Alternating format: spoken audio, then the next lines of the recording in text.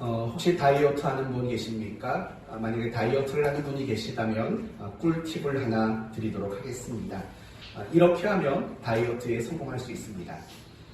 긍정적인 생각을 하고 긍정적인 말을 하시면 됩니다.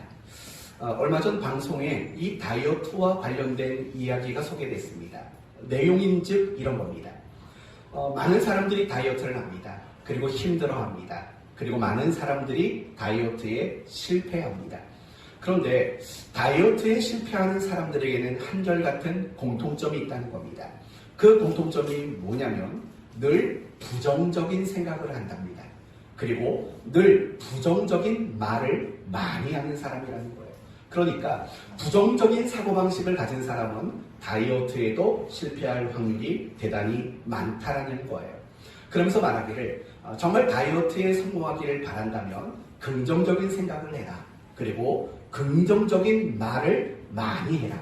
예를 들면 여차저차한 사정 때문에 오늘 먹을 그 분량의 음식을 먹었다면 나는 안 되나 보다. 이렇게 말하는 사람은 다이어트에 실패한다는 거예요.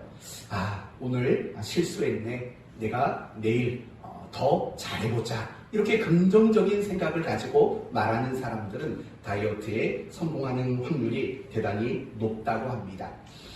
이 이야기가 우리에게 주는 교훈은 무엇이냐? 모두 다 살 좀 빼자라는 이야기가 아니라 우리가 말 한마디가 사실은 얼마나 중요한가를 우리에게 생각해주는 이야기라고 생각합니다. 맞습니다. 말은 우리의 삶 속에서 굉장히 중요한 겁니다. 왜냐하면 말이 내 생각을 좌우하기 때문에 그렇습니다.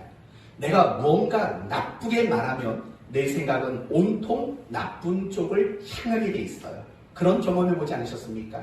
말은 우리의 감정을 만들어냅니다. 잘 참고 있다가 말 한마디 잘못하면 우리 감정이 무너지는 경우들이 많다는 것도 경험해본 적이 있을 겁니다. 말은 행동을 결정하게 돼 있습니다. 말은 우리의 생각과 또 우리의 감정과 우리의 행동을 통제하게 되어 있는 겁니다. 심지어는 말 한마디 때문에 사람을 죽게도 하고 말 한마디 때문에 사람을 살리기도 하는 일이 있습니다. 아주 오래전 여러분에게 이런 예화를 드린 적이 있습니다. 실제로 있었던 일입니다. 아주 유명한 사업가인데 사업이 성공하기 이전에 연이어 실패했답니다. 그래서 결국에는 자살을 결심하고 동호대교에 가서 뛰어내리려고 했답니다. 한겨울입니다. 근데 한 중년의 노신사가 지나가면서 이렇게 말을 했답니다. 날씨가 너무 추운데 얼어 죽어요. 뛰어내리면 날 좀 풀리면 다시 오세요. 라고 말했다는 거예요. 근데 그 말을 듣는 순간 너무 웃겼다는 거예요. 자기는 죽으려고 여기 왔는데 날씨가 너무 추우니 얼어 죽는다는 말을 들으니까 너무 기가 막히고 웃음이 나더라는 거예요. 그래서 그 말을 듣고 봄이 오는구나 라는 희망적인 생각을 가지고 자살을 중단했답니다. 그리고 다시 사업에 힘을 냈고 결국은 큰 성공을 거두었다고 합니다. 이처럼 말 한마디가 사람을 살리는 겁니다. 그리고 말 한마디가 얼마나 많은 사람들을 죽이는지 우리는 많은 것을 통해서 보고 들었을 겁니다. 이처럼 우리의 인생에는 말 한마디가 너무 중요합니다. 그런데 말이 중요한 건 우리의 인생에만 국한되는 게 아닙니다. 우리의 신앙생활에도 마찬가지인 겁니다.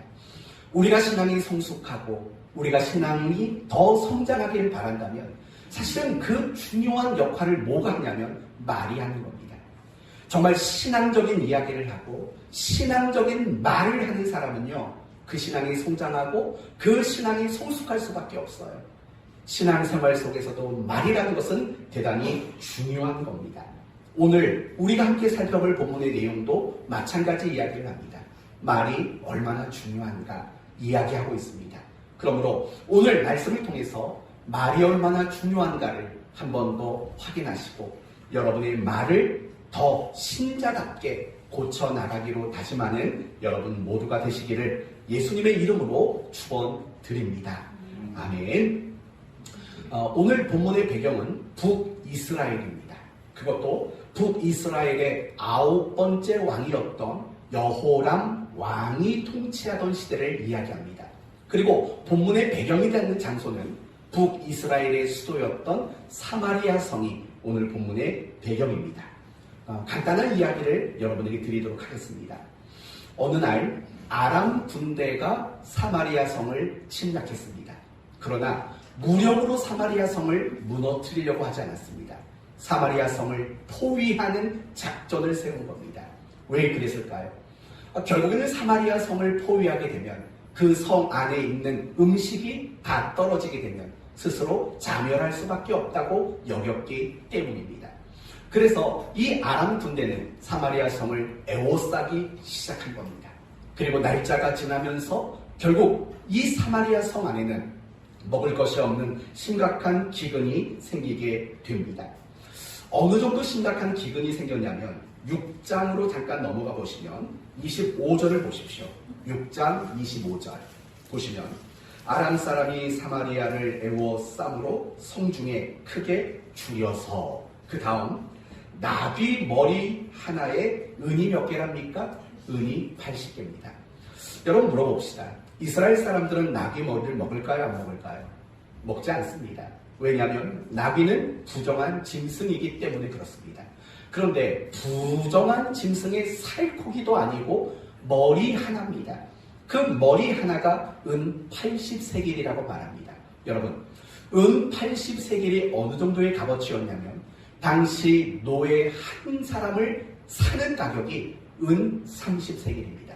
그러니까 이 나귀 머리 하나가 거의 노예 3명을 매매하는데 드리는 그 정도의 비용이었다라는 거예요. 그 다음에 또 뭐가 나오냐면 비둘기 똥 4분의 1 갑입니다. 4분의 1 갑이라는 건 2리터를 말하는 겁니다. 2리터. 그런데 무슨 비둘기 똥을 먹었나 싶겠지만 이건 비둘기 똥이 아닙니다. 비둘기 똥 모양을 한 그냥 덜 익은 콩입니다. 덜 익은 콩. 그러니까 먹을 수 없는 콩이에요. 익질 않았으니까. 여러분, 예전에 여러분 그런 거 많이 봤지 않습니까? 저도 시골에 살 때, 수로 좌우에 막 야생콩이 나고 그 콩을 까보면 조그마한 알갱이, 씹어보면 떨떠름하고 먹지 못하는 콩이 있지 않습니까? 그런 콩을 말하는 거예요.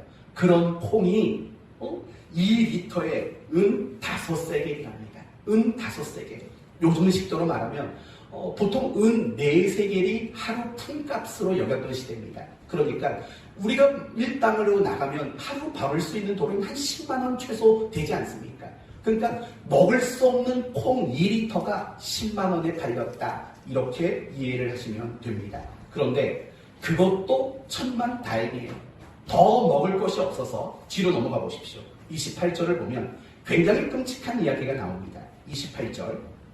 또 이르되 무슨 일이냐 하니 여인이 대답하되, 그러니까 어느 한 여인이 여호람 왕을 찾아와서 하는 얘기입니다. 무슨 일이냐? 이 여인이 내게 이르기를 네 아들을 내놓으라.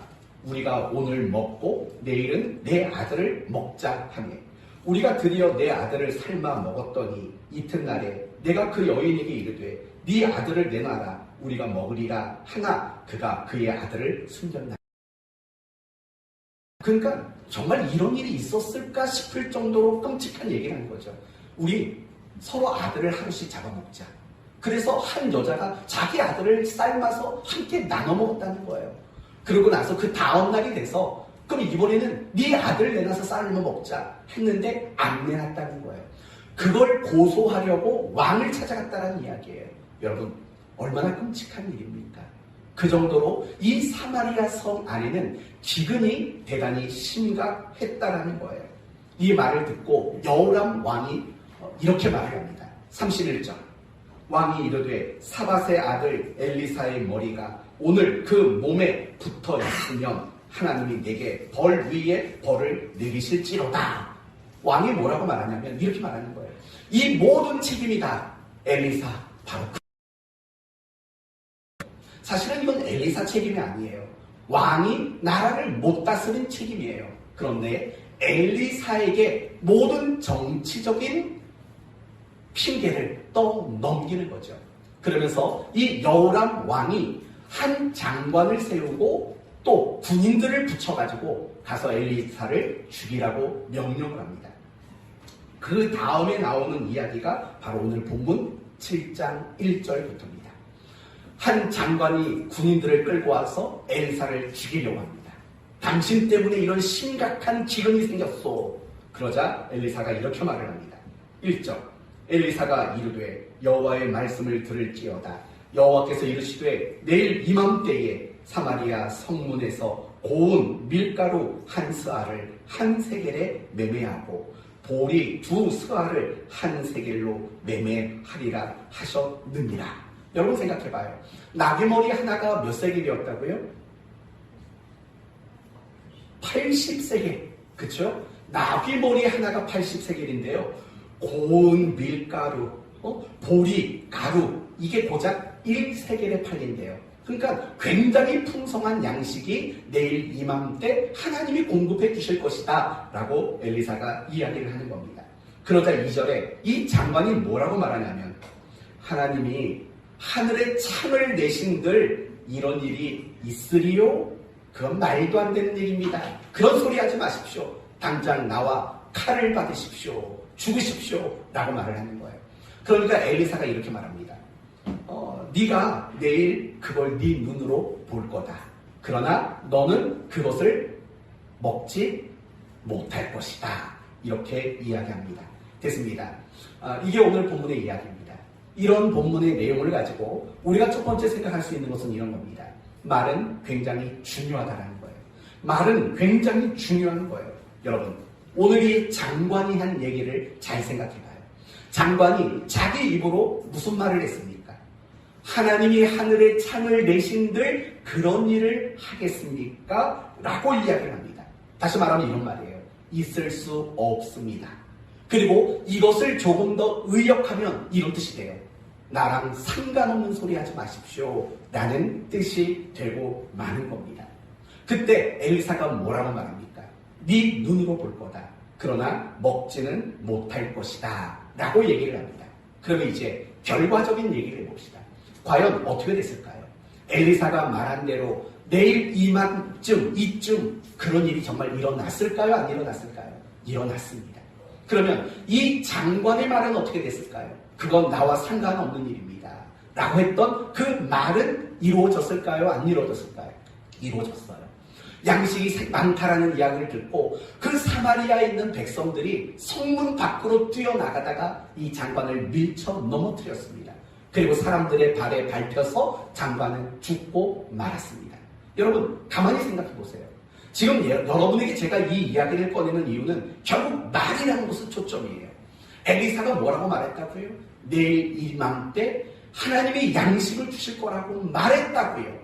그런데 그가 말한 그대로 양식이 생겼다고요. 그런데 장관의 말은 무엇이었습니까?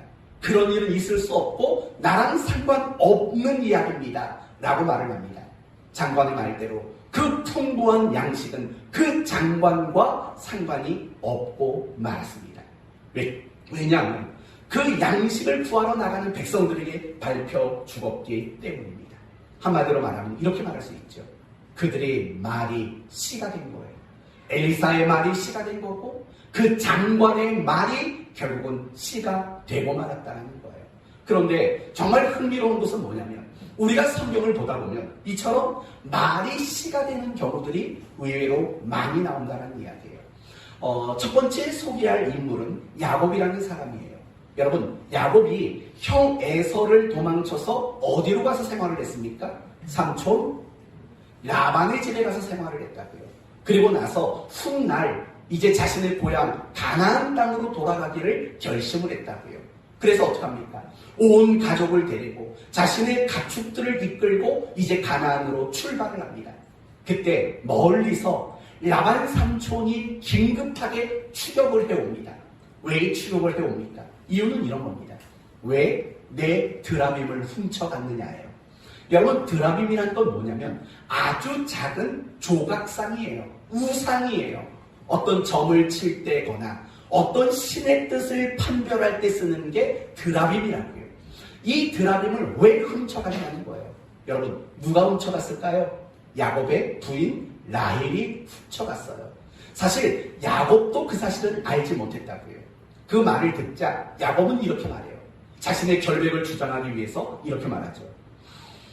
외삼촌의 신을 누구에게서 찾던지 그는 살지 못할 것이요 라고 말해요. 그러니까 이렇게 말하는 거죠. 만약에 당신의 그 드라뱀을 훔친 사람이 있다면 그 사람은 그냥 죽어버릴 것이요 라고 얘기를 한 거예요. 여러분, 야곱은 라헬이 훔쳤다는 것을 알지 못했어요. 그래서 그렇게 얘기하고 만 거예요. 그런데 놀라운 것은 뭐냐면, 그리고 얼마 지난 후에 라헬이 아들을 낳다가 그만 길거리에서 죽어버리고 말았다는 거예요. 성도 여러분, 과연 라헬의 죽음은 우연한 죽음이라고 여러분이 생각하고 계십니까? 결코 그렇지 않습니다. 말이 씨가 된 사건이라는 거예요. 좀 억지 같아요? 그러면 또 다른 이야기를 여러분에게 해드리도록 하겠습니다. 하나님은 이스라엘 백성들을 사랑하셨습니다. 그래서 이스라엘 백성을 자기 백성으로 선택하셨고 애굽에서 건져내셨고 그들을 홍해 바다를 건너도록 만드셨습니다.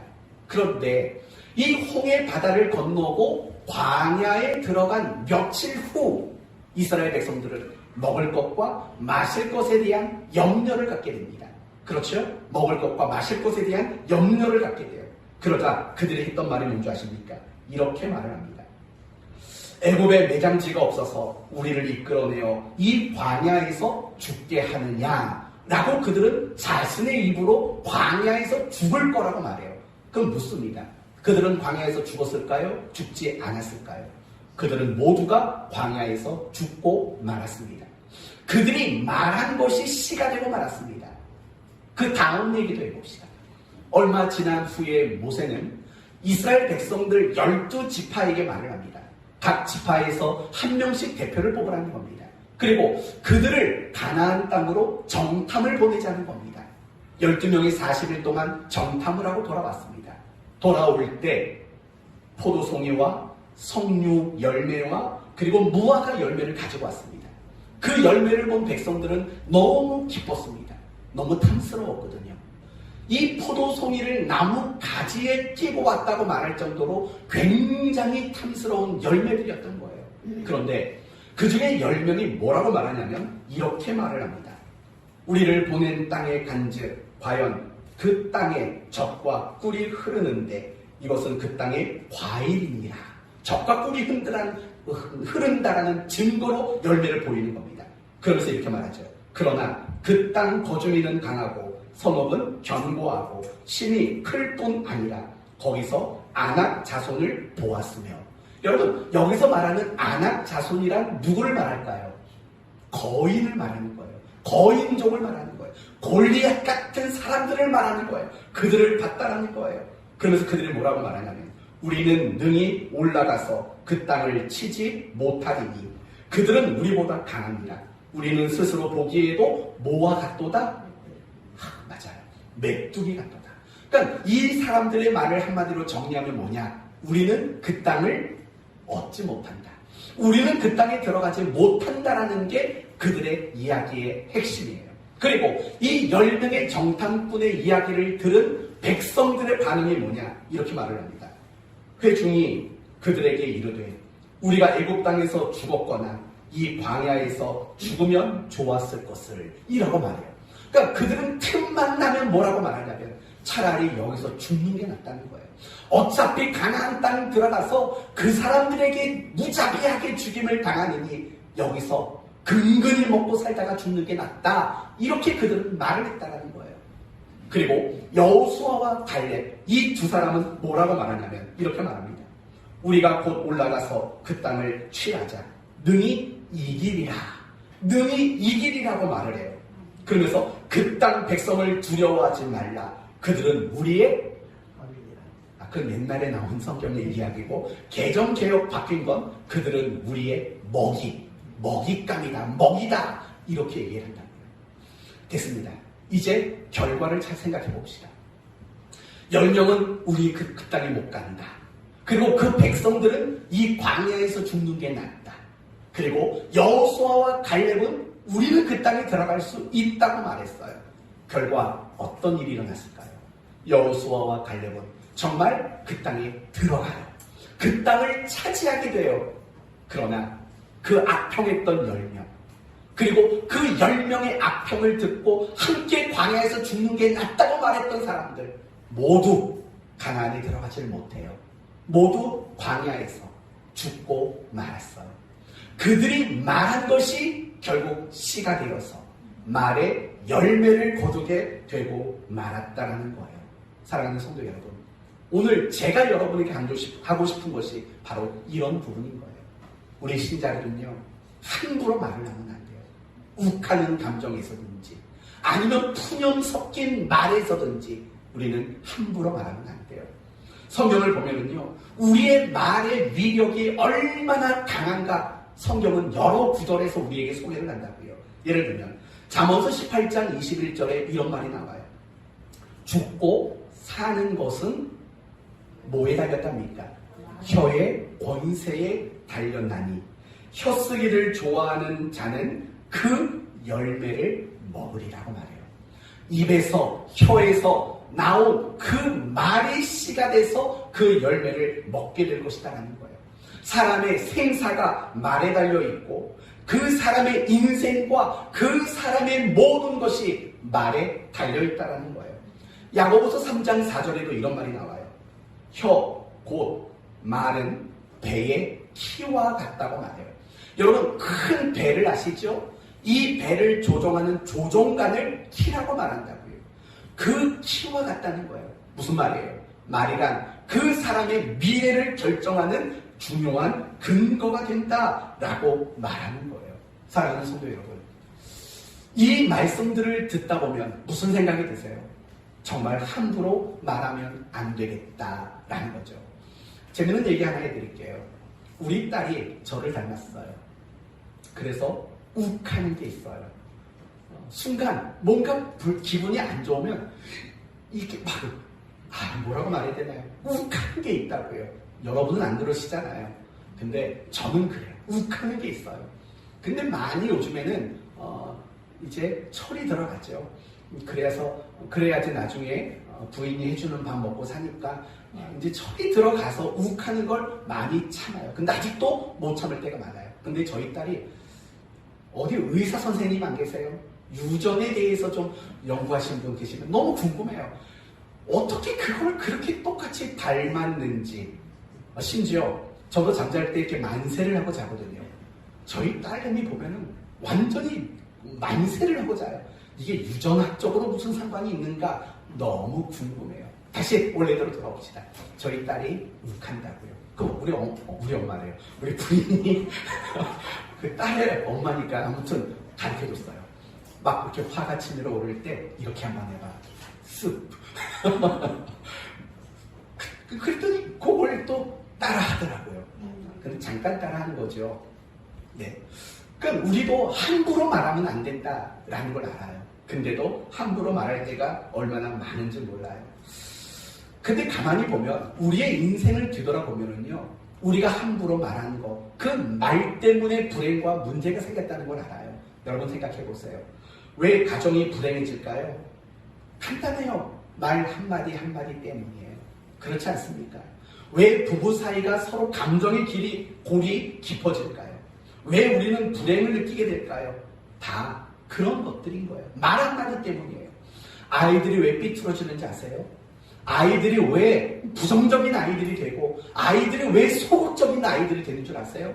이 모든 건 다 어릴 때부터 부모에게 들은 말 때문에 아이들은 그렇게 된다는 거 여러분 알고 있지 않습니까? 우리의 불행과 우리의 모든 문제는 함부로 내뱉은 말 때문일 때가 사실은 굉장히 많은 거예요. 그러면 이런 생각을 하실 거예요. 목사님, 아니 우리가 말 좀 그렇게 내뱉었다고 그게 정말 그렇게 왜 될 것 같습니까? 어떻게 그럴 수 있습니까? 라고 얘기하실 거예요. 그럼 저는 여러분에게 두 가지로 대답을 드릴 거예요. 첫째는 여러분이 창조받은 것은 하나님의 형상대로 창조받았기 때문에 그래요. 여러분, 우리는 죄를 지은 이후에 하나님을 닮은 것들이 희미해졌고 하나님을 닮은 것들이 많이 어그러졌어요. 그러나 여전히 우리 모습 속에는 하나님을 닮은 것들이 남아있어요. 예를 들면 지혜, 또는 지식, 또는 어떤 사랑, 부모가 자식을 사랑하는 사랑, 이런 것들은 다 원천이 어디냐? 내가 하나님의 형상으로 지음받은 것이 그 하나님의 속성을 희미하지만 어그러졌지만 여전히 가지고 있는 근거가 하나님의 형상대로 지음받은 거예요. 하나님은 어떤 분이세요? 세상을 말로 창조하신 분이세요. 하나님이 하늘과 땅과 별과 짐승들을 만드실 때 손으로 만들지 않았다고요. 모든 걸 다 말씀으로 창조하셨다고요. 빛이 있으라, 생명이 있으라, 모든 것을 말씀으로 창조하셨다고요. 우리는 그런 하나님의 형상으로 치음을 받은 거예요. 그렇기 때문에 미약하지만 여전히 우리에게도 말의 위력이라는 것이 우리에게도 남아 있는 거예요. 그렇기 때문에 말이 씨가 되는 일들이 내 삶에 자주 나타날 수밖에 없는 거예요. 뿐만 아니라 더 중요한 이유가 있어요. 그것은 무엇이냐면 하나님은 우리 말에 책임을 지도록 만드시는 분이기 때문에 그래요. 다시 한번 이 말을 기억하셔야 돼요. 하나님은 어떤 분이냐면 내가 내뱉은 말, 내가 함부로 쏟아내는 말, 그 말에 대한 책임을 지도록 만드시는 분이세요. 그 말이 어디에 있냐면 민수기 14장에 그 말씀이 있어요. 민수기 14장 26절 들어보세요. 그들에게 이르기를 여호와의 말씀에 나의 삶을 가리켜 맹세하노라. 너희 말이 내 귀에 들린 대로 내가 너희에게 행하리니. 나의 삶을 두고 하나님이 맹세하신대요. 나의 귀에 들린 대로 너희에게 행하리니 라고 말하는 거예요. 그러니까 결국 이 말은 무슨 뜻이냐면 하나님은 우리에게 내가 한 말에 대한 이 모든 책임을 물으시겠다라는 하나님의 의지인 거예요. 사랑하는 성도 여러분, 바로 그것이 중요한 거예요. 아니 그냥 내가 가볍게 한 말인데 그게 어떻게 내 삶의 열매가 됩니까? 하나님은 여러분의 말에 책임을 물으시는 분이기 때문이라는 거예요. 한홍 목사님이라는 분이 있어요. 유명한 목사님이신데 그분이 지은 책 중에 이런 책이 있어요. 아멘, 그 다음이 중요하다. 무슨 말인지 아시겠죠? 여러분이 예배 시간에 말씀을 들을 때 아멘 하잖아요. 근데 여러분이 아멘 하는 것보다 더 중요한 것은 아멘한 그 다음이 중요하다는 뜻이에요. 그러니까 삶에 대한 이야기를 하는 거겠죠. 그 책을 사서 보셔도 굉장히 유익하리라 생각합니다. 그 책에 대해서 궁금하시면 나중에 저에게 질문하시면 제가 정보를 드릴게요. 다시 그 책을 보면 이런 대목이 나와요. 우리의 입술의 열매가 얼마나 정확하게 임하는지 우리는 알아야 한다 라는 대목이 있어요. 우리의 입술의 열매가 얼마나 정확하게 임하는지 우리는 알아야 한다. 여러분, 우리는 늘 그냥 푸념 삼아서 함부로 내뱉는, 무의식 가운데 내뱉는 말들이 있다고요. 이런 거죠. 우리는 제일 많이 내뱉는 말, 못 살겠다. 그쵸? 나는 저 인간이랑 못 살겠다. 이 말 몇 번 해보셨어요? 몇 번 해보셨냐고요? 또 이런 말도 해보셨죠? 죽겠다. 그쵸? 아파 죽겠다. 미쳐 죽겠다. 이런 말들도 사실은 우리는 푸념 섞인 말일 거예요. 너무 속상하니까 괴로우니까 그런 말들을 했을 거라고요. 또 어떤 말이 있을까요? 난 안 돼. 귀찮아. 다 싫어. 나 몰라. 될 대로 되라지. 돌아버리겠어. 이런 식의 말들 사실 우리 많이 쓰잖아요. 근데 여러분 이렇게 생각해 보시겠어요? 여러분이 그렇게 내뱉은 말들이 바로 여러분의 현실이 된다면 어떻게 될 것 같습니까? 많은 그리스도인들이 그 사실을 잊고 산다는 거예요. 내 입술의 열매가 내 삶에 그대로 되어진다는 사실을 잊지 말아야 되는데 우리는 그걸 잊고 살아간다는 거예요. 여러분, 지난 한 주간 동안 여러분이 어떤 말을 했는지 생각해 보세요. 그리고 여러분이 지난 세월 동안 여러분이 푸념 섞인 말로 내뱉었던 대로 그대로 됐던 게 한두 번이 아니었다는 것도 한번 생각해 보셔야 돼요. 말이 정말 중요한 거예요. 아무리 힘들어도, 아무리 속상하고, 아무리 괴로워도 우리는 함부로 말하면 안 돼. 여러분의 입에서 나온 그 말을 하나님은 책임을 묻게 하신다고요. 어떻게 해요? 여러분이 내뱉은 말, 그냥 생각 없이 내뱉은 그 말이 결과가 되고 현실이 되고 여러분의 미래가 되고 여러분의 삶이 되도록 하나님은 만드시겠다는 거예요. 이건 굉장히 무서운 말이라고요. 여러분 어렸을 때 부모들이 자식들에게 뭐라고 말하는 줄 아세요? 공부하기 싫으면 때려쳐. 가서 공장이나 가. 심지어 그거보다 더 끔찍한 말도 하죠. 그냥 나가 죽어. 여러분 옛날에는 다 그런 말들이 얼마나 많았는지 모른다고요. 말 함부로 하지 마셔야 돼요. 여러분 남편에게 물어보세요. 여러분의 아내에게 물어보세요. 내 말은 어떠냐고. 여러분의 자식들에게 물어보세요. 아빠 말이 좀 어때? 엄마 말은 좀 어때? 그럼 자식들 기겁할걸요? 끔찍해. 정말 한번 물어보시라고요. 여러분의 직장 동료에게 물어보세요. 나의 말 모양새가 어떠냐고. 너무 까탈스러워. 예민해. 여러분 정말 여러분의 말을 점검하셔야 돼요.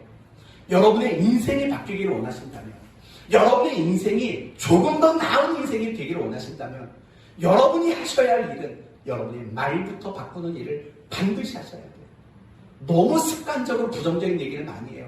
싫어요, 안 돼요, 못해요, 괴로워요, 못 살겠어요, 미치겠어요. 더 이상 그런 말들이 여러분의 입술에서 나오지 않게 되기를 바랍니다. 그런데 말이라는 거는요, 우리의 신앙생활 속에서도 굉장히 중요해요. 두 가지 측면에서 중요해요. 첫째는 여러분의 신앙의 수준이 어느 정도인가를 반영하는 게 말이에요.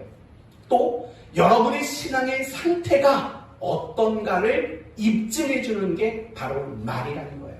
여러분, 우리는 그거 알잖아요. 어떤 사람과 이야기를 하는데 그 사람의 말하는 것을 들어보면 그 사람의 인격을 우리는 충분히 짐작할 수 있어요. 그 사람이 말하는 걸 들어보면 그 사람의 됨됨이 얼마나 사람다운가, 이런 것들을 우리는 충분히 짐작할 수 있다고요. 인격이 엉망인데 말이 예쁜 사람 보셨어요? 인간의 됨됨이가 망가졌는데 말이 고운 사람 보셨어요? 절대 그렇지 않아요. 반드시 그 사람의 인격과 됨됨이는 뭘로 나타나냐면 말로 나타날 수밖에 없어요. 이건 기정사실인 거예요. 그런데 놀랍게도 우리의 신앙도 마찬가지라는 거예요. 결국 내 말이 어떤가를 보면 그 사람의 신앙의 수준이 어떤가가 나타나게 돼 있다고요. 오늘 엘리사를 보세요. 뭐라고 말했어요? 내일 이맘때 사마리아 성문에서 고운 밀가루 한 스아를 한 세겔로 매매하고 보리 두 스아를 한 세겔로 매매하리라. 뭐예요? 하나님이 풍성한 곡식을 주실 것이다 라고 말했다고요. 그럼 여러분 생각해봐요. 이런 말을 하는 것 자체가 쉬운 말일까요? 이건 절대 쉬운 말이 아니에요. 지금 상황이 어떤데요? 나귀 머리 하나가 80세겔이라고요. 그런 상황에서 정말 싼 값에 곡식을 구할 수 있는 내일이 온대요. 어떻게 이런 말을 그렇게 쉽게 할 수 있겠냐고요. 누가 들어도 이 말은 납득할 수 없는 말일 수밖에 없다고요. 근데 엘리사는 그 말을 해요. 어떻게 그 말을 했을까요? 또 장관의 이야기를 해봅시다. 장관은 뭐라고 말했다고요? 하늘의 창을 내신들 어찌 이런 일이 있으리요? 한마디로 말하면 불가능합니다 라고 말했다고요. 서로 상반된 얘기를 하는 거죠. 한 사람은 풍성한 곡식을 먹을 겁니다. 또 한 사람은 그런 일은 없습니다. 말도 안 됩니다 라고 얘기를 했다고요. 그렇다면 여러분, 서로 말이 달라요. 그렇다면 그렇게 말이 다른 이유가 뭘까? 가만히 보면 그 사람의 신앙의 수준의 차이인 거예요. 엘리사는 하나님이 말씀하셨으니까 그렇게 말할 수 있는 거예요. 하나님은 무엇이든 하실 수 있는 전능하신 하나님이시니까 그렇게 말할 수 있는 거예요. 그런 믿음이 있고 그런 신앙이 있으니까 그런 말을 하는 거예요. 그러나 장관은 하나님이 계시다는 건 믿었을지 모르지만 이런 상황에서도 곡식을 줄 수 있는 분이라는 신앙은 안 된 거죠. 그러니까 말하는 거죠. 그런 일은 있을 수 없습니다 라고 말하는 거예요. 그러니까 이 장관과 엘리사의 각각 다른 그 말은 어디에서 나왔느냐? 그들이 가지고 있는 신앙의 수준에서 그런 말들이 나왔다. 우리는 이렇게 말할 수밖에 없는 거죠. 12명의 정탐꾼 이야기를 다시 생각해봐요. 10명은 못 간다. 2명은 얼마든지 간다. 라고 얘기를 한다고요. 10명은 우리는 메뚜기다. 2명은 그들은 우리의 먹잇감이다. 라고 얘기를 했다고요. 똑같은 걸 보고 온 거예요. 똑같은 시간 동안 다 놓았다고요. 그런데 서로 말이 달라요. 무슨 차이일까요? 그들이 가지고 있는 신앙의 수준의 차이에 말이 달라진 거예요. 여호수아와 갈렙은 하나님이 우리와 함께 하시는데, 하나님이 우리를 도우시는데 그까짓 게 무슨 문제냐? 라는 그 신앙의 수준에서 그런 말이 나왔죠. 그러나 10명은 하나님이 계시다는 것은 눈으로 보고 있지만 하나님이 그렇게 하실 수 있을 뿐이라는 신앙을 가지지 못한 거죠. 그러니 그런 말밖에는 나올 수 없는 거 아니겠습니까? 이건 우리 입장에서도 마찬가지예요. 정말 신앙이 성숙한 사람이 부정적인 말을 하는 걸 보셨어요? 신앙이 미숙한 사람이 성숙한 말을 하는 걸 보셨어요? 여러분, 정말 신앙이 성숙한 사람과는요, 하나님에 대한 이야기가 돼요. 성경에 대한 이야기가 된다고요.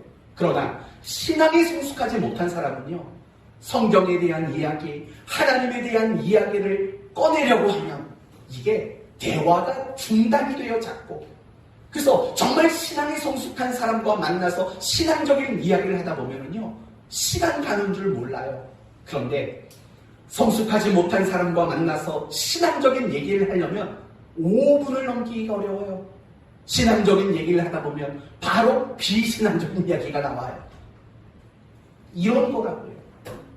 그 사람의 신앙의 수준이 결국에는 말로 나타난다는 사실을 우리는 잊지 말아야 되는 거예요. 말로 나타나게 돼 있어요.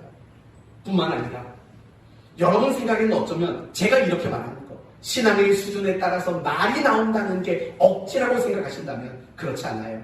저는 충분히 성경적 근거를 가지고 있어요. 예를 들면 야고보서 3장 2절에 이런 말이 나와요. 우리가 다 실수가 많으니 만일 말에 실수가 없는 자면 곧 온전한 사람이라. 여러분, 온전한 사람의 기준이 뭐라고요? 뭐가 없는 사람? 말에 실수가 없는 사람이에요. 그러니까 온전함의 분량은 그 사람의 말의 수준의 분량과 정확히 일치한다라고 얘기를 해요. 이 부분을 조금만 더 심도 있게 이야기를 해봅시다. 어려운 질문이에요. 여러분은 어떻게 구원을 받았습니까? 어렵다고 말하면 진짜 어려운 줄 알아요. 쉬운 질문이에요. 여러분 어떻게 구원을 받으셨습니까? 믿음으로 받았죠. 아닌가요? 너무 어려운 질문을 했나요? 죄송해요. 우리는 믿음으로 구원을 받았어요. 그런데 이 믿음으로 구원을 받았다라는 말에는요, 내가 믿었어, 그것만 있는 게 아니에요. 내가 믿고 무엇이 뒤따랐냐면 고백, 시인이라는 말이 뒤따랐어요. 예를 들면 이거예요. 로마서 10장 10절. 사람이 믿어 어디에 이르고? 이거 어려운 건데. 의에 이르고. 그 다음이 뭐죠 그러면? 입으로 시인하여 구원에 이르느니라. 그러니까 구원에 이르는 그 과정 이전에 두 가지가 있는 거예요. 하나는 마음으로 믿어. 그리고 또 하나는 입으로 시인하여라는 말이 나오는 거예요. 그러니까 우리가 구원을 받는다는 건 믿어서 구원을 받는 게 맞아요. 그러나 이걸 더 세분화한다면 내가 믿고 그것을 내 입으로 시인하는 거죠. 나는 죄인입니다. 예수 그리스도가 나의 죄를 대신해서 십자가에서 죽으시고 부활하셨습니다. 라는 것을 입으로 시인하고 고백하고 말하는 것, 이게 구원의 출발이에요. 그러니까 다시 정리하면 이거죠. 신앙의 출발은 결국 입술의 고백에서부터 출발되는 거예요. 입으로 시인하는 말에서부터 신앙은 시작이 되는 거예요. 그런데 더 중요한 것은 입으로 말로 시작된 그 신앙은 말로 성장한다는 거예요. 예를 들면 사도행전 2장을 보면 오순절 마가의 다락방에 120명의 성도들의 이야기가 나와요. 그들은 마가의 다락방에 숨어 있는 사람들이었어요. 왜 숨었을까요? 무서우니까요. 유대인들이 두려우니까. 믿는 자들을 박해하고 예수를 따르는 자들을 핍박하니까 두려워서 다락방에 숨은 자들이에요. 그런데 어느 날 그들에게 무엇이 임하게 됩니까? 성령이 임하게 돼요. 성령이 임하고 그들이 방언을 하게 되고 그들이 길거리로 뛰쳐나가서 예수 그리스도를 전하는 사람이 돼요. 그럼 요것만 생각해봐요. 두려워서 숨었던 사람들. 그런데 그들이 길거리로 나가서 그들이 죽인 예수를 그리스도라고 외치는 사람이 됐어요. 신앙이 성장했나요? 안 성장했나요? 성장한 거예요. 그런데 중요한 것은 뭐냐면 그들의 신앙이 성장하는 그 대목에 있어서 그들에게 일어난 변화는 뭐냐는 걸 생각해봐요. 결국 말이 변한 거예요. 그들은 성령이 임하고 그들의 모두 방언을 말하는 자가 되었다고 말하는 거예요. 언어의 변화가 일어난 거고 말의 변화가 그들에게 일어났다라는 거예요. 이것이 또 중요하다는 거죠. 내가 신앙이라는 걸 처음 갖게 된 그 출발점도 결국은 말이었다고요. 그런데 신앙이 성장하니까 바뀌어지고 변화되는 게 뭐냐? 결국 그것도 말이었다라는 거예요. 그렇기 때문에 그 사람의 신앙의 수준은 결국 무엇을 보면 알 수 있느냐? 그 사람의 입에서 나오는 말, 그 사람의 입에서 나오는 여러 가지 단어들, 표현들, 그런 것들을 보면 그 사람의 신앙의 수준이 어떠한가 우리는 충분히 알 수 있다는 거예요. 여러분의 믿음의 수준은 여러분의 말의 수준과 일치하게 되어 있습니다. 반드시 그럴 수밖에 없어요. 그렇기 때문에 여러분의 믿음이 좋아지고 여러분의 신앙이 성장하기를 바란다면 여러분은 뭘 해야 될까요? 여러분의 말을 고치는 일부터 하셔야 되는 거예요. 여러분의 말이 바뀌지 않는다는 건 여러분의 신앙이 달라지지 않는다는 것과 똑같은 거예요. 그렇기 때문에 여러분은 말을 고쳐야 돼요. 말을 변화시켜야 돼요. 세상적인 말을 하고 인간적인 말을 했다며 이제는 하나님에 대한 말을 하고 신앙에 대한 말을 하고 믿음에 대한 말을 할 줄 아는 사람이 되어야 돼요. 그래야 여러분의 신앙이 성장할 수 있기 때문인 거예요. 또한 말이라는 것은 여러분의 신앙의 상태가 어떤지를 보여줘요. 우리는 항상 충만할 수 없잖아요. 그렇죠? 믿음이 좋은 사람도 항상 충만할 수 없어요. 항상 뜨거울 수 없다고요. 저도 마찬가지예요. 목사라고 항상 뜨겁고 항상 충만하겠냐고요. 전혀 안 그래요. 여러분도 마찬가지잖아요. 믿음 좋은 여러분도 어떨 때는 충만하고 뜨겁지만 어떨 때는 충만하지 않고 어떨 때는 차갑게 식어져 버리는 순간도 있잖아요. 결국 뭘 말하는 건지 아세요? 그런 순간마다 여러분의 그 신앙의 상태가 달라졌다는 게 무엇으로 나타나냐면 말로 또 나타나게 돼요. 내가 충만했을 때, 내가 뜨거웠을 때 내 입에서 나오는 말과 내가 식어졌고 내가 결핍 상황 가운데 있을 때 나의 말은 다르다는 거예요. 좀 다르게 말해봅시다. 내가 은혜가 있을 때는요, 내 입에서 어떤 말이 나올까요? 감사의 말이 나와요. 사랑의 말이 나와요. 서로를 이해하고 서로를 감싸주는 말들이 나와요. 그렇지 않나요? 여유 있는 말, 온유한 말, 호의적인 말이 나와요. 근데 내가 은혜가 뚝 떨어져 버리면 그때부터는 이상한 말이 나와요. 감정 섞인 말이 나와요. 가시 돋는 말이 나와요. 배려 없는 싶은 말만 해요. 이게 은혜가 떨어지고 식어지면 나타나는 증상 아니겠어요? 이렇듯이 말이라는 것은요, 결국 내 신앙의 상태를 보여주는 게 결국 말이기도 한 거예요. 이제 여러분에게 묻습니다. 여러분의 신앙의 수준은 어떻습니까? 여러분의 지금의 신앙의 상태는 어떻습니까? 점검하는 가장 쉬운 정확한 방법은 여러분의 말을 생각해 보는 겁니다. 말을 보면 여러분의 신앙의 수준과 상태를 금방 알 수 있기 때문에 그래요. 그러므로 매일매일마다 여러분의 말을 점검하시기를 바랍니다. 끝으로 이 말과 관련해서 여러분에게 간단하게 세 가지 권면을 드릴게요. 첫째, 말을 다스리세요. 말을 통제하세요. 말을 제어하세요. 말을 절제하세요. 왜냐하면 말이 무너지면 생각과 감정과 이성이 무너지기 때문에 그래요. 모든 게 무너져요. 모든 게 무너진다고요. 그래서 제가 가끔씩 성도들과 상담을 할 때 이런 말을 해요. 말하지 마세요. 침묵하세요. 조금만 침묵하시라고 제가 그런 권면을 자주 드려요. 왜냐하면 내가 속상하고 괴롭고 아픈 걸 말로 쏟아내기 시작하면은요, 내 감정이 완전히 무너지게 돼요. 내 중심이 흔들리게 돼요. 그럴 때는 말을 하지 않고 침묵하는 게 맞아요. 그리고 나서 조금 더 시간이 지나 안정이 되면 그때 상담도 받으시는 거고, 그런 것들이 굉장히 필요한 거예요. 두 번째, 여러분의 말을 위해서 기도하세요. 이건 물어보고 싶었어요. 여러분의 언어를 위해서 기도하는 분 계세요? 계세요? 우리 승국이 권사님 손을 번쩍 들었어요. 그러셔야 돼요. 여러분의 말, 여러분의 언어를 놓고도 여러분은 날마다 기도할 수 있어야 돼요. 그리고 끝으로 여러분의 말을 고쳐나가세요. 정말 신자답게 여러분의 말이 나오도록 고쳐가보세요. 에베소서 4장에 이런 말이 있어요. 무릇 더러운 말은 너희 입 밖에도 내지 말고 오직 덕을 세우는데 소용되는 대로 선한 말을 하여 듣는 자에게 은혜를 끼치도록 하라 라고 말해요. 이게 신자다운 말이에요. 듣는 사람에게 뭐가 되도록? 은혜가 되도록 하는 말. 그게 신자다운 말이라는 거예요. 성도 여러분, 가족들에게 좀 은혜로운 말을 했으면 좋겠어요. 여러분, 언어폭력이 가장 심각한 곳이 어딘지 아세요? 가정이에요.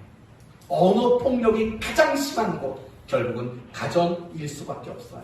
부부 사이의 언어폭력, 부모와 자식 사이의 언어폭력, 형제 간의 언어폭력, 가장 심한 곳이 가정이라고요. 여러분의 가정 안에서부터 여러분의 언어를 은혜로운 언어가 되도록 고치셔야 돼요.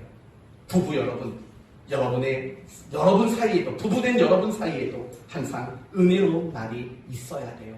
반드시 그래야 돼요. 반드시. 남편에게 함부로 말하지 마세요.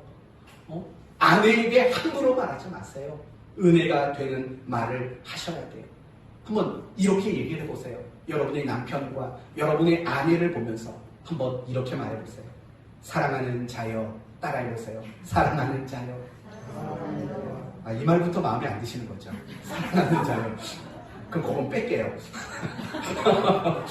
네 영혼이 잘됨 같이 범사에 잘되고 강건하기를 원합니다.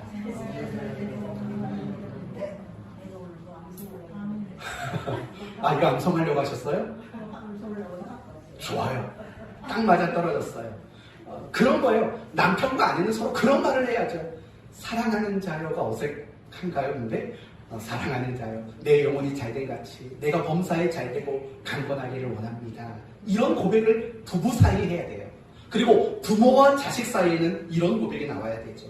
여호와께서 내게 복을 주시고 너를 지키시기를 원하며 여호와는 그 얼굴로 내게 비추사 은혜 베푸시기를 원하며 여호와는 그 얼굴을 내게로 향하여 드사 평강 주시기를 원하노니.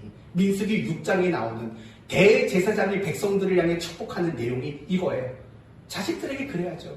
자식들이 아침에 학교 가고 직장 갈 때 손을 내밀고 여호와는 내게 복을 주시고 너를 지키시기를 원하며 네 얼굴을 향하여 드사 평강 주시기를 원하며 이렇게 자녀들을 향해서 늘 이런 고백을 해야죠. 쑥스러우면 카톡이라도 좀 보내세요. 그런 은혜로운 말을 자녀들에게 해야 돼요. 여러분, 그런 말을 듣고 자란 자녀는 결국 하나님 앞에 설 수밖에 없는 거 아니겠어요? 여러분의 이웃, 여러분의 교우, 여러분의 직장 동료에게도 은혜로운 말을 하세요.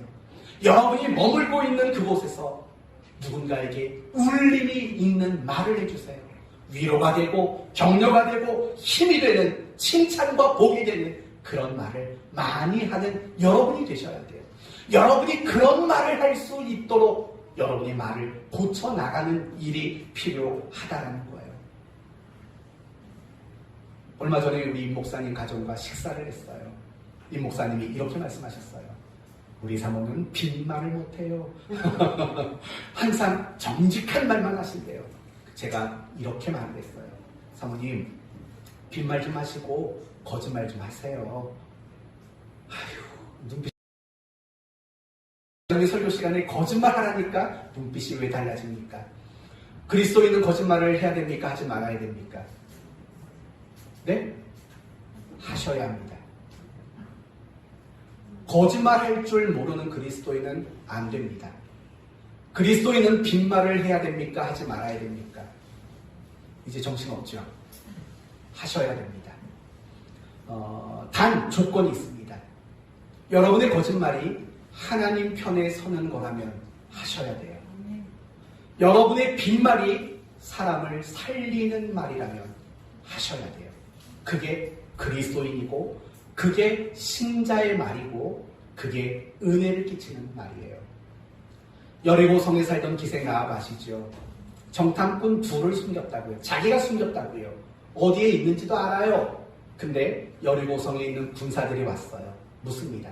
정탐꾼 이놈들 못 봤어요? 예, 못 봤는데요. 저쪽으로 간 것 같은데요. 거짓말 쳤다고요. 아니, 거짓말 친 거 맞잖아요. 자기가 자기 집에 숨겨놨잖아요. 거짓말을 쳤다고요. 근데 놀라운 건 히브리서 11장에 가면 그 기생 라합의 그 행동을 믿음이라고 말을 한다고요. 그걸 칭찬해주고 있다고요. 왜요? 그 정탐꾼을 감춰주는 것, 그리고 거짓말을 하는 것, 하나님을 위한 거고 하나님 편에 서는 일이었기 때문에 믿음이라고 말하는 거라고요. 너무 고지식하게 살지 마세요. 거짓말하세요. 여러분의 부인이 여보 안 그러다 갑자기 여보 나 예뻐요? 말하면 수박에 아니 호박에 밑줄 긋는다고 수박이 돼요? 이렇게 말하지 마시고 내가 지금까지 본 당신의 얼굴 중에 가장 아름답소. 오늘 출근 못하겠소. 뭐 이렇게라도 말하시라고요. 그게 진짜 신자다운 말이라고요. 찍어버리지마 돈 아까워. 뭐 이런 식의 말을 하지 마시라고요. 빈말 좀 하세요. 제발 빈말 좀. 그리고 정말 그 사람을 위해서는 때로는 거짓말도 하셔야 돼요. 근데 많은 신자들이 여기서 제대로 구실을 못해요. 상처받을까 알면서 사실은 목사님 오늘 설교 별로였어요. 이런 식의 말 좀 하시라고 말라고요. 빈말도 하고 그 사람을 위하고 살리는 일이라면 다시 물어봐도 되겠죠. 그리스도인은 거짓말을 해도 될까요? 안 될까요? 된다고요.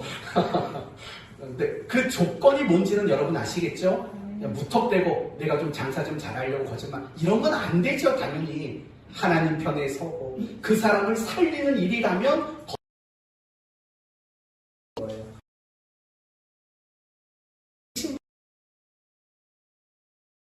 없어도 맛있다고 말해야죠. 그쵸? 그런 것들이 정말 중요해요. 이제 말씀을 마치겠습니다. 말은 중요해요. 말에 따라 그 사람의 인격과 됨됨이와 미래와 인생이 결정되기 때문에 그래요. 말이 중요해요. 왜냐하면 그 말은 결국 그 사람의 신앙의 수준과 상태를 보여주기 때문에 그래요.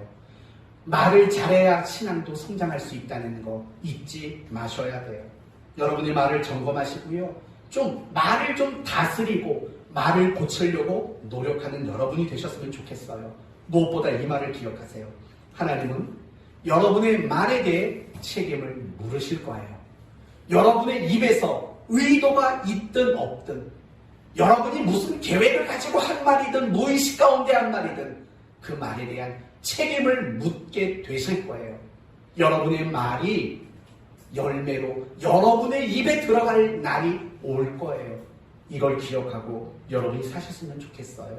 그래서 이 한 주간도 정말 믿음의 말을 많이 하세요. 은혜의 말을 많이 하시고 신앙의 말을 많이 하셔서 그 열매를 여러분의 것으로 거두어 드리는 여러분의 말이 현실이 되는 한 주간이 되시기를 예수님의 이름으로 축원드립니다. 아멘. 기도합시다. 하나님 감사합니다. 이 시간 말이 얼마나 중요한지를 살펴봤습니다. 그런데 우리는 그렇게 중요한 말을 함부로 합니다.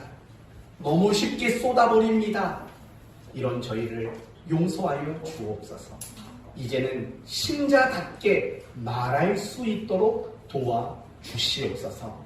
내 말에 대한 책임을 묻게 하시는 하나님을 잊지 않게 하여 주시고 은혜로운 말을 하며 살아가는 한 주간 되게 하시옵소서. 예수님의 이름으로 기도 올려옵나이다. 아멘.